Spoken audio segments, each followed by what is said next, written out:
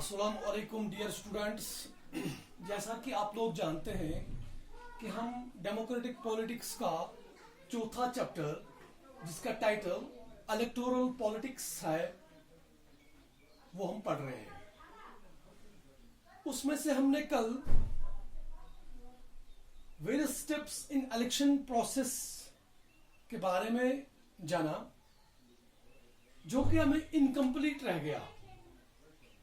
There are 8 steps in the election process. Out of 8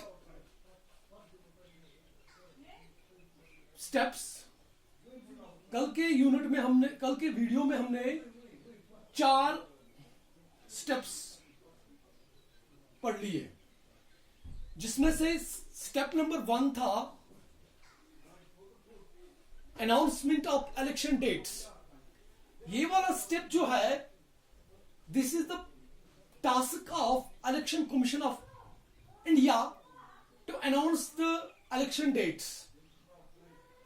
कब किस constituency में election होने जा रहे हैं, ये announcement election commission of India करती है।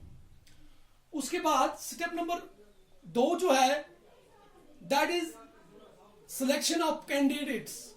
ये काम जो है ये डिफरेंट पॉलिटिकल पार्टीज का है, वो अपने अपने कैंडिडेट्स चुनते हैं। उसके बाद जो तीसरा स्टेप जो है वो है filling of nomination papers, their security withdrawal of the nomination by the candidates and publication of final list. उसके ये वाला स्टेप जो है ये भी पॉलिटिकल पार्टीज करती है कि वो अपने नॉमिनेशन पेपर्स इलेक्शन कमीशन के ऑफिस में सबमिट करते हैं, फिर उनकी जांच पड़ताल होती है, फिर कोई कैंडिडेट अपना नाम वापस ले लेता है और उसके बाद एक फाइनल लिस्ट लोगों के सामने आ जाती है कि कौन कौन कैंडिडेट किस किस पार्टी से इलेक्शन लड़ने जा रहा है। तो इसमें आधा काम इलेक्शन कमीशन का होता है और आधा काम डिफरेंट पॉलिटिकल पार्टीज या डिफरेंट इंडिपेंडेंट कैंडिडेट्स का होता है। तो उसके बाद चौथा स्टेप जो है वो है इशूइंग ऑफ सिंबल्स। ये काम जो है ये completely election commission of India का है कि वो किस पार्टी को, किस कैंडिडेट को कौन सा इलेक्शन सिंबल प्रोवाइड करे। जैसे कि मैंने आपको कल की वीडियो में बता दिया, जो नेशनल पार्टीज होती है उनके सिंबल जो होते हैं वो परमानेंट होते हैं, जिसमें मैंने आपको मिसाल दी थी बीजेपी की, कांग्रेस की, या हमारे यहां नेशनल कॉन्फ्रेंस की, पीडीपी की। तो उनके जो सिंबल्स है दैट आर परमानेंट। तो आज के वीडियो में हम 5th स्टेप पढ़ेंगे जो है इशूइंग ऑफ इलेक्शन मैनिफेस्टो। ये काम जो है ये काम पॉलिटिकल पार्टीज का है। पॉलिटिकल पार्टी अपना अपना मैनिफेस्टो, जिसको मंशूर कहते हैं, वो लोगों के सामने रख देते हैं कि हम कौन सा काम करने जा रहे हैं, हम कौन सी पॉलिसीज फ्रेम करने जा रहे हैं। ये काम जो है ये पॉलिटिकल पार्टीज का होता है। तो इसके बाद जो 6th स्टेप है वो है कंपेनिंग।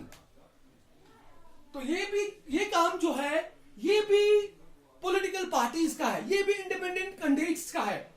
जैसे ही वो अपना इलेक्शन मैनिफेस्टो प्रिंट करते हैं, लोगों के सामने रख देते हैं, फिर उनके लिए काम जो बचा हुआ होता है वो होता है कंपेनिंग का। कंपेनिंग में वो क्या करते हैं, वो अपने लोगों को अपनी तरफ राग़िब करते हैं, लोगों को अपनी पॉलिसीज के बारे में बता देते हैं। इसको कंपेनिंग को चलाने के लिए वो डिफरेंट मेथड्स इस्तेमाल करते हैं। कहीं पे वो पोस्टर्स का इस्तेमाल करते हैं, कहीं पर वो मीटिंग्स अटेंड करते हैं, कहीं पे वो स्पीच देते हैं, तो कहीं पे वो डोर टू डोर जाते हैं, लोगों को अपनी पॉलिसीज, अपनी प्रोग्राम्स के बारे में बताते हैं। लेकिन यहां पे बच्चों आपको एक चीज याद रखनी होगी कि ये प्रो कंपेनिंग जो होती है, ये ठीक इलेक्शन जिस दिन वोट कास्ट करने होते हैं, ये ठीक उससे 48 आवर्स पहले कंपेनिंग बंद की जाती है। तो उसके बाद जो 7वां काम जो है, स्टेप जो है, वो है counting of votes and declaration of results. उसके बाद वोटिंग होती है, जिस दिन वोट डाले, लोगों को वोट डालने होते हैं, तो उसके बाद उनको सीक्रेट बैलेट बॉक्स में डाल दिया जाता है या ईवीएम मशीन्स में वो फीड होते हैं। तो उनको फिर से काउंटिंग हॉल्स में लिया जाता है, जहां पर उनकी फिर काउंटिंग होती है, गिनती होती है, और फिर जो कैंडिडेट काउंटिंग में आगे होता है उसको विनर डिक्लेयर किया जाता है। जो वोटिंग में पीछे रह जाता है उसको हार का सामना करना पड़ता है।